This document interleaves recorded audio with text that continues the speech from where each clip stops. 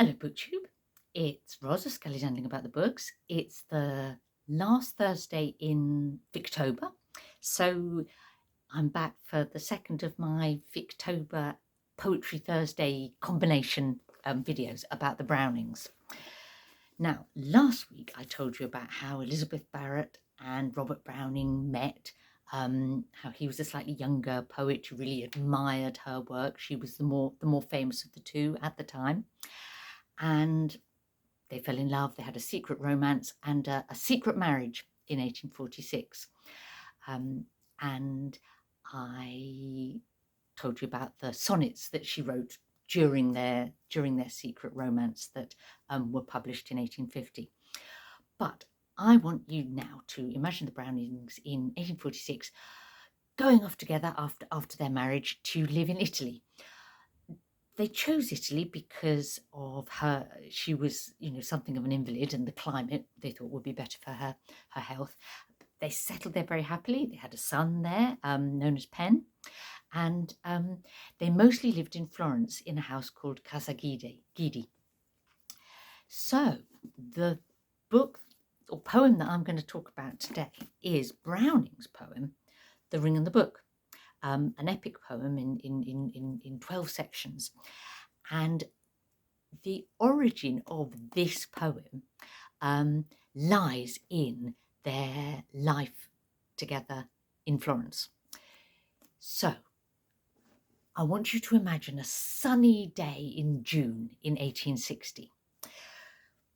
Browning sets out from Casa Guidi for a little stroll around the city, and he winds up in the Piazza San Lorenzo, where there's a flea market, lots of stalls selling second-hand goods, and he's wandering around looking at these, and something catches his eye, and it's the yellowed vellum of an old book in amongst a pile of other stuff on a market stall, and it intrigues him. It's battered, it's grubby, but he picks it up and takes a look.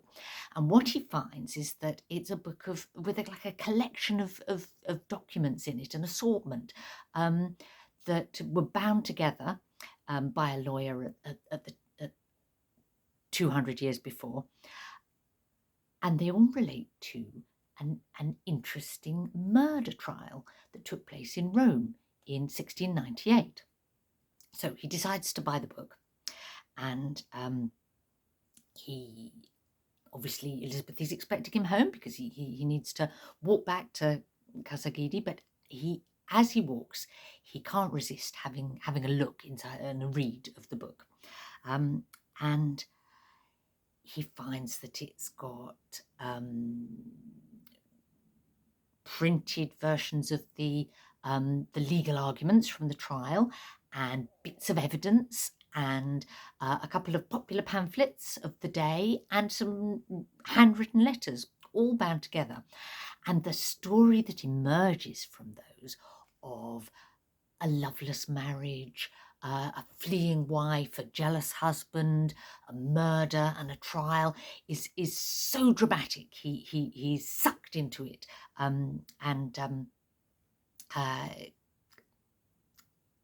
as far as we know, he gets home, he puts it down, no doubt told Elizabeth all about it, and then but then his mind is rather on other things, and that's because Elizabeth's health is really failing at this point, and by the following year, 1861, she's really ill and she dies, and he moves back to England, to London.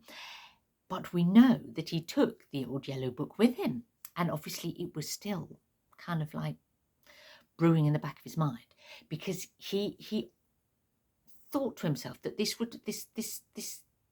Franceschini affair would make a really good story for someone to write about. And he offers it to his friend Trollope for a novel, the plot of a novel. He offers it to Tennyson for a poem, but none of his friends he suggests it to take him up on the offer. So in 1864, he decides he's jolly well going to write it himself.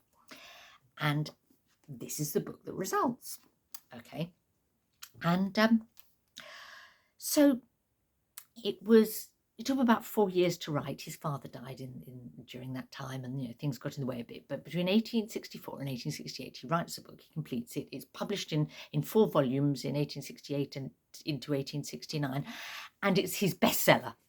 This is the book that really kind of like made his reputation in the middle of his life. He'd had some success early on, and then sort of, fallen out of fashion, and then this really was his most admired book of his lifetime, as it were. So, how do we know so much about the Old Yellow Book and the story of how he found it and how it inspired the poem? Well, one reason is, would you believe that the Old Yellow Book still exists? The actual copy that he bought in the market in Florence, it's now in the library of an Oxford college. It was sort of bequeathed to Balliol College by his son, I think. So it's still there.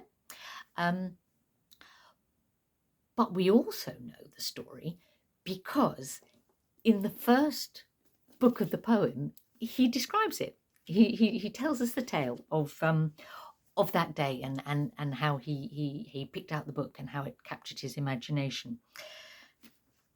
I'll give you a little flavour. So he says in the poem, "Do you see this square old yellow book I toss in the air and catch again and twirl about by the crumpled vellum covers?" In fact, he even suggests, examine it yourselves. He really brings to life how it was there on the stall. He describes all the other clutter that was on the stall that around it. What does he call it? He says it was "'mongst odds and ends of ravage." That's a great phrase, isn't it?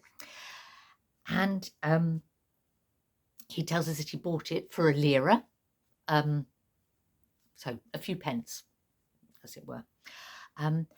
And then he tells us that he takes it off and he's wandering across the square, and he goes to the railing by the fountain and the statue in the middle of the square, and he starts to read it and gets utterly drawn in. Now, this is where I need to tell you something about myself, which is that I love to read walking. And if I'm really enjoying a book, I won't stop reading it just because I have to walk somewhere. I can read as I walk along, and I love doing that. And people will say to me, "Oh, isn't that a bit dangerous? Won't you, I don't know, trip over rubbish or fall into potholes or I don't know what?" Well, I find that Robert Browning and I are kindred spirits when it comes to this, because he could not resist having a read of his new Old Yellow Book as he walks back to Elizabeth and Casa Guidi. So that's the bit that I'm going to read to you, okay? "That memorable day, June was the month, Lorenzo named the square, I leaned a little and overlooked my prize by the low railing round the fountain source, close to the statue where a step descends. While clinked the cans of copper, as stooped and rose thick-ankled girls who brimmed them and made place for market men, glad to pitch basket down, dip a broad melon leaf that holds the wet, and whisk their faded flesh. And on I read. Presently, though my path grew perilous, between the outspread straw work, piles of plait, soon to be flapping each her 2 black eyes, and swathe of Tuscan hair on festas fine, through fire irons, tribes of tongs, shovels in sheaths, skeleton bedsteads, wardrobe drawers agape, rows of tall slim brass lamps with dangling gear, and worse, cast clothes a-sweetening in the sun. None of them took my eye off from my prize.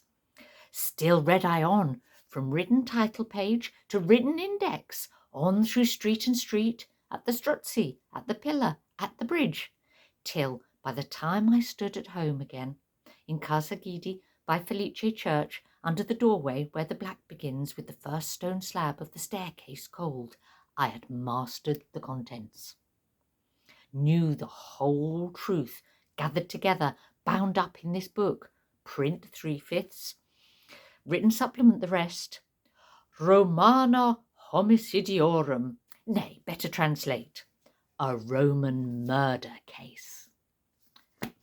There we go. Who can resist that as a start for a story, even if it is a long epic poem with many digressions. I'm really looking forward to reading the rest of the Ring in the Book, and this is my last sort of Victober poetry combo video. But I hope you've had a lovely Victober.